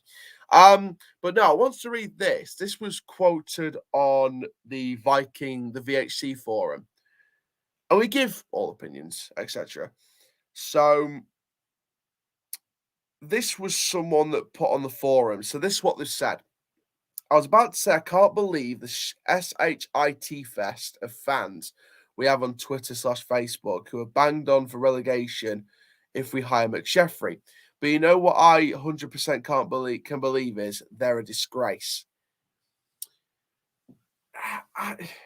I don't want to write us off for relegation too soon, but I just don't think he has the experience to keep us up. I think that's why people are. I think that's why people are doing it. I think that's why people are banging on relegation. Let me go get my earphones from my cousin, then I'll join. Okie dokie, Millie, not a problem. But yeah, like I said, I think that I can get where he's coming from because we can't, we don't want to sort of write off relegation already, but at the same time, on the experience of the manager, and if we have a poor window in January as well, there isn't much evidence to suggest that we'll stay up unless Okanabiri comes back in the last 10 games of the season and scores and helps us get 8-0 wins consecutively for the last 10 games of the season and we stay up. It's not going to happen. So I think that's why people are banging on relegation straight away, because they don't have much hope. But I can get why people might be mad they're banging on relegation. But on the other side, we don't really exactly have much hope at the moment. Even if we sign Cholopor Simpson instead of McSheffrey. I'm just looking at it from both sides. I'm playing devil's advocate in this situation. But yeah, like I said, that's where I'm sort of that's where I stand anyway. Before I forget, by the way, as well, Lizzie can't come on the stream, but please go and support the Doncaster Rovers Women's Supporters Group because they are doing some phenomenal work. They're doing some fantastic work. So please go and support the Women's Supporters Group on match days, not on match days, wherever, whenever. Go and support them because it would really mean a lot.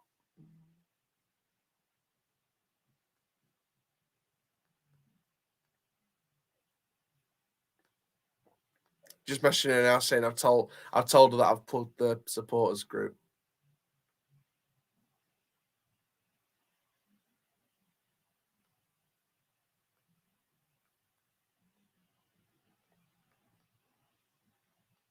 So we've got another Rovers fan coming on.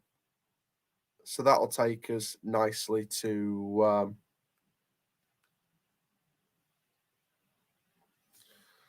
that'll lead us nicely into 6 o'clock. So Millie will hopefully be on. We've also got Daniel coming on. Daniel Nice. If you don't know who Daniel Nice is, he's done a bit of journalism on Rovers, a little bit of journalism here and there, sharing his opinions here and there.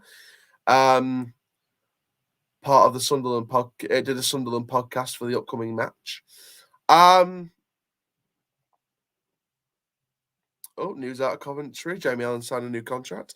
So that's a signing that we will not get. Like we were going to get him anyway. Keep up the good work, Aaron. Thank you very much.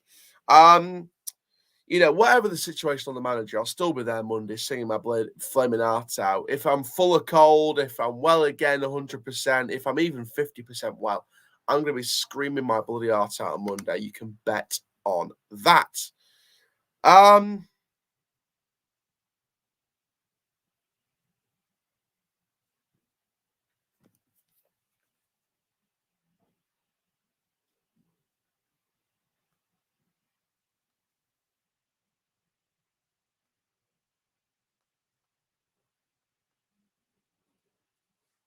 So yeah. But yeah, like I said, Daniel's coming on. Hopefully Millie will be on by the end. I haven't received the link for the EFL show yet, so I've got a feeling it might not be on. I could be wrong though. Just in case you were wondering.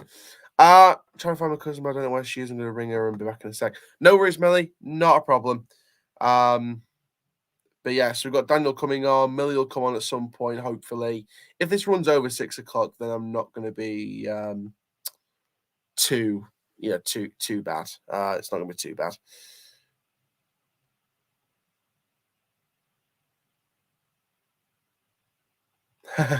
Oh god, this just popped up. So teacher makes an insane basket after promising her students hot chocolate if she made the shot. And she's actually happy about it. She's happy about providing hot chocolate. That's brilliant.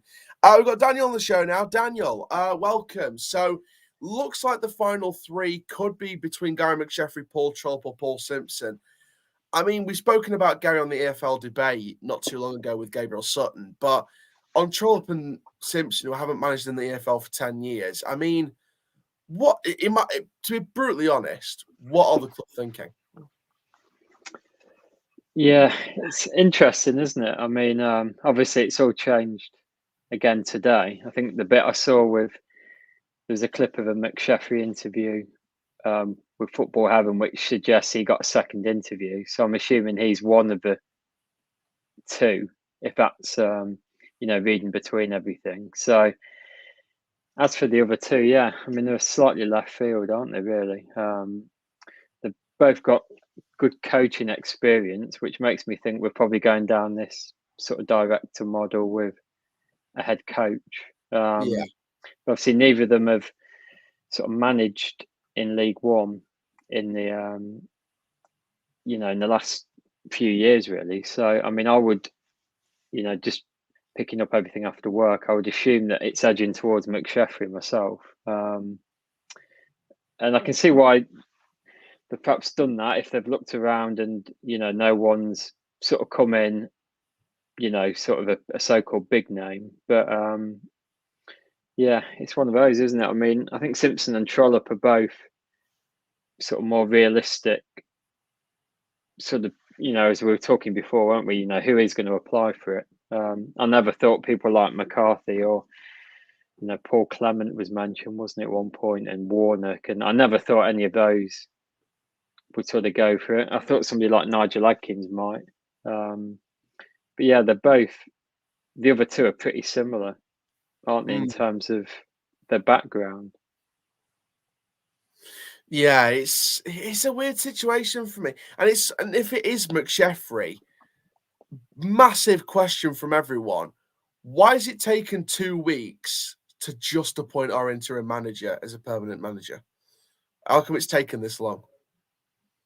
Yeah, I mean, I guess from the board's perspective, they probably had to run it as, a process that they've done before. And obviously with COVID and getting people in for interviews, and so I know what people are thinking. It's like we could have just given him straight away, but I guess by putting it out there, it's kind of invited people in. And I don't know, somebody, like Michael Flynn, who I thought was, he'd have been perfect. If he had have applied, or if we'd have chatted to him and he'd have wanted it, then, that might have been the answer. But I guess if you have a process and the people that you hope come forward don't, and we haven't quite got the clout to go and headhunt someone else, then they've perhaps sort of thought about it. And yeah, I know what people are thinking. You could have just given him straight away. My only concern with this is I think at the outset, McSheffrey seemed quite happy to just, hold the fort and then hand the keys back. If he's now gone further down the line and actually thinks, you know what, I really want it. If we do give it to someone else at this point, does he then think, actually, I really wanted that? And, it could turn on its head and he might think, actually, I want to go into management and I don't want to go back into the under-18s. I mean, I'm not too sure what he's thinking, but actually, I think the fans could go into uproar if we appoint someone else, or even appoint McSheffrey as a permanent after all that wait. I think fans will be in uproar. I think the only thing I'd say on it is with McSheffrey and Sinclair, they have seemed quite a good sort of double act. I think there was an article in the Free Press this week about Sinclair being, quite animated, isn't he, on the touchline and jumping up and down, and probably the motivator. And McSheffrey's interviews have always come across as quite insightful and deep compared to the old, with Moore and Wellens. It was, they've managed quite a bit, haven't they? And it was all cliches and, the stuff you tend to hear. So those two have actually, I think, made an impact. I mean, I know we've lost 2 out of the 3 games, but I mean, we've scored in every game, which is something we haven't been doing. He's picked younger players, which Wellens seemed reluctant to do. And actually, that Shrewsbury game probably had the hallmark of how we're going to stay up, keeping clean sheets. Obviously, we rode our luck at times, but getting our noses in front. And then I actually thought we looked all right when we went 1-0 up, because a few times under Wellens, how many times did we go 1-0 up and lose? I mean, there was at least 3 or 4 games where that happened. And I thought we'd sort of learnt from that Mansfield game a little bit. And it's never comfortable, is it, when you 1-0 up? But we looked relatively okay in those closing stages. So I actually think he's done a better job than he's probably been given credit for. But he's obviously lacking in experience. And I think if we are going to give him it, we've got to try and get somebody in to help him, whether it's this director of football, head of football, whatever you want to call it, because otherwise we are exposing him to a relegation battle with no experience. And I think he'll be fine. But, if you lose a couple of games, who does he turn to as that, sort of inexperienced manager?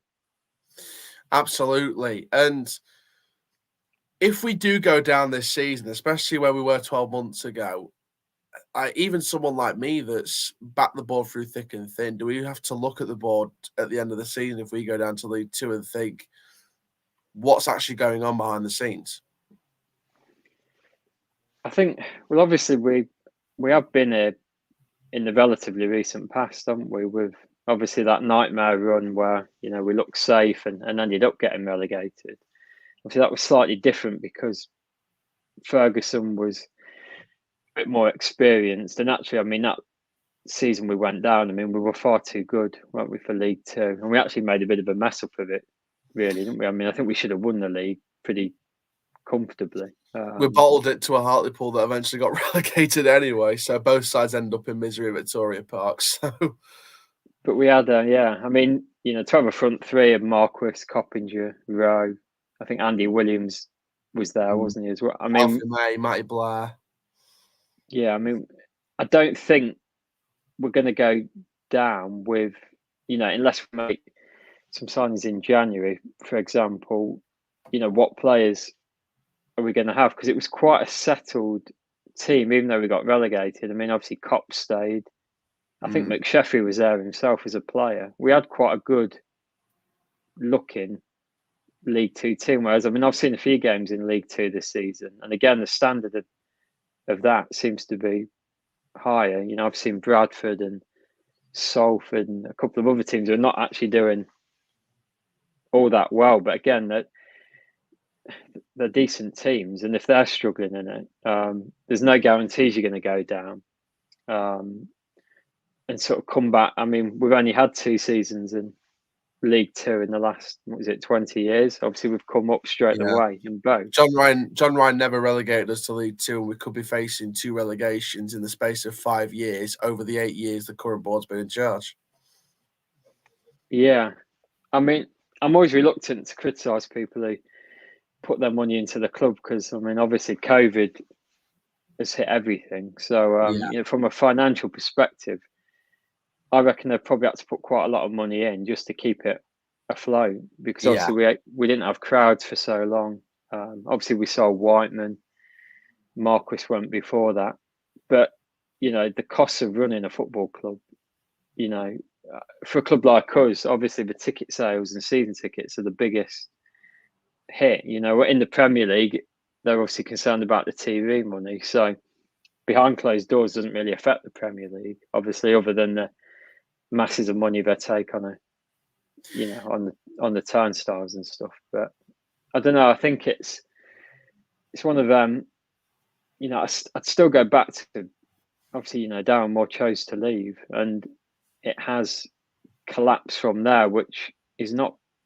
I don't know. Is that the board's fault? You could argue, I guess, when you appoint someone like Moore, he was always going to be sought after by other teams, but I don't think any of us saw it going this spectacularly wrong. And actually, in relative terms, McSheffrey has actually sort of steadied this ship a little bit because it's been 8 months of, hitting icebergs and water flooding into the boat. In the actual last couple of weeks, obviously we didn't play at Lincoln, but I was going to be interested to see how we did there because I think if we'd have shaped up all right and got a result, you could have said, well, away we've been abysmal, haven't we, for months? So, I think he's done okay, but obviously there's difference being an interim and getting it permanently. So I don't know whether this Cambridge game being called off buys the club a bit more time. Again, I'd have thought we'd have announced this week some point. So I'm not sure. Are we hanging on as close to January as we can and then sort of bringing someone in to have that window straight away? Or like you say, is McSheffrey just going to get it? But again, he did all the media today, didn't he? So it made sense to just announce it if he's going to get it. Yeah, 100%. Carl says here there's a chartered flight from Lisbon to Leeds Bradford tonight. Could it be Quim? Someone else said actually on the stream that that Quim was one of the applicants. Obviously, a former Portuguese goalkeeper, not really managed anywhere, so again would be a lack of experience. But I don't know. I wouldn't believe it until I saw something linked to that. But again, it just boils down to experience with Quim. Who's this other lad support? It supports Doncaster, Doncaster Rovers. But yeah, Daniel, thank you very, very much for coming on the show, mate. It really does mean a lot, and hopefully, fingers crossed, the best happens for the club. Thanks, mate. Thank you very much. Sam is on the show now. Sam, welcome. What is your thoughts then? Looking likely to be either Gary McSheffrey, Paul Simpson, or Paul Trollope. What do you think's gone wrong in the process? Oh, I'm not sure. Well, I don't think a lot of the people that we wanted, obviously Michael Flynn and a few others that a lot of fans wanted, I reckon that they hadn't applied. Well, apparently they didn't really apply, so can't really do it there. But who's going to want to apply when we bottom a League One or whatever? Whenever it was when Wellens went. But yeah, I think I'm expecting it to be not the best managers really coming in. But yeah. I mean, 2 people that haven't managed in the EFL in 10 years. I mean, might have been best we can get. Now, I heard that, I've got a friend that works at a club, and I heard that Frank Lampard actually applied, but obviously if one can afford his wages, and Sol Campbell were in the last 5. Well, interesting. I mean, a couple of people have said tonight that Quim has applied as well. He's not really managed anywhere, but he's used to be a legendary name in FIFA. But Portuguese goalkeeper, not really managed anywhere, hasn't got any experience, but would be a head coach, obviously, if he'd have got the job. Do you believe the Quim stuff? Do you think he'd be a good appointment if it's him out of left field? No, I don't think, because obviously, well, he's never really managed, is he? So, and especially coming to Donny from Portugal or whatever, it's not going to be. Obviously, he's never had that EFL experience really. And coming into Donny, we haven't really got anyone with EFL experience in the last few years, have we? We just got Gary McSheffrey, 18 manager, that's been managing close to Donny recently, but that's closest we can get. Yeah, it's. Oh God, Who do you want out of the? Go on, sorry. Someone like me that's backed the board for ages, after 140 plus applicants, and we appoint potentially the interim manager when we could have just announced that. I don't know. It's an hard one because you don't obviously know what's going on. But if they have just had him in the whole time and they have just waited, that's no point in. Why didn't they just give it before and then we could have.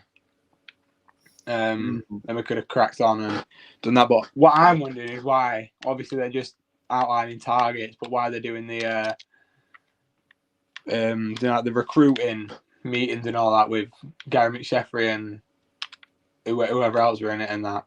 Why they're looking at that before they've got a manager. I think the tactic the club's got at the moment is they recruit the players, they get the final manager's signature, and they bring them in.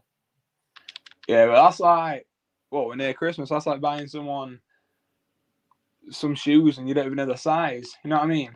Yeah, it's one of those where even I'm sitting here thinking, what in the bloody hell is that? It's just, I don't know. If any of these managers get appointed, do you even think we've got a chance of staying up, or do you think the bottom four will be the bottom four at the end of the season? I hope we've got a chance of staying up. I think it's more hope than belief that we're actually staying up this year, because these managers, obviously, no offense to them, but let's be honest, they're not the best. And I feel if Gary McSheffrey does get it, then we can kind of. I know that they're on about bringing someone in as a director of football or whatever, and strengthen the team. If that director of football or whatever is there with experience, I don't really know who we want to go for it, but if someone does go in with experience, then that could kind of help him. But it's going to be a hard thingy, hard task to stay up, really. In terms of January, then, I mean, we've heard from the Free Press today that we're looking at a pair of loans or several permanents. Do you believe that? And in terms of the positions that you think we're after, who do you think we're going to get? It's going to be hard, obviously.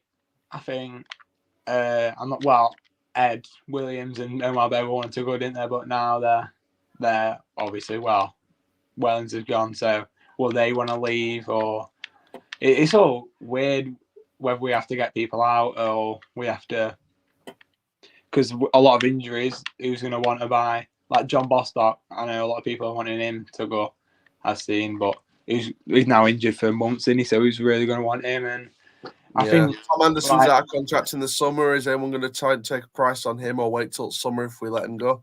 Yeah, I feel he's not been the best this year, but he's he's like compared to last year, that is. Yeah. But he's just one of them people. He's consistent up most of the time, and I think I reckon he's going to move I reckon he's going to try and move just because. I think he can do better than us, especially if we get relegated. Do you think we're going to, and finally then, Sam, do you think we're going to bounce back up to League One if we get relegated this season? Because part of me thinks it's not going to happen. I reckon not in the first year. If we go down, we're not going to bounce straight back up. I can't see that.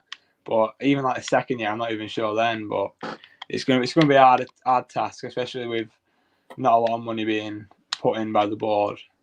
Again, though, we have to ask this question: is it acceptable that we're thinking that we're not even going to bounce straight back up in the first couple 2 or 3 years in League Two if we go down? Is it acceptable? Because I don't think it is. Even someone like me that backs the board thinks it's not acceptable. Yeah, no, especially just look at us in League One. We bottom right now. We could have this time last year. We could have gone top. We could have gone top of League One, and now we bottom.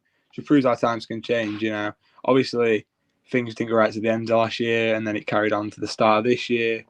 But you know, it's just our time can change. But I think Welling's helps. Obviously, his reign in charge didn't, or Butler really, but their reign in charge didn't really start well. Butler's didn't start something that led them to Welling's.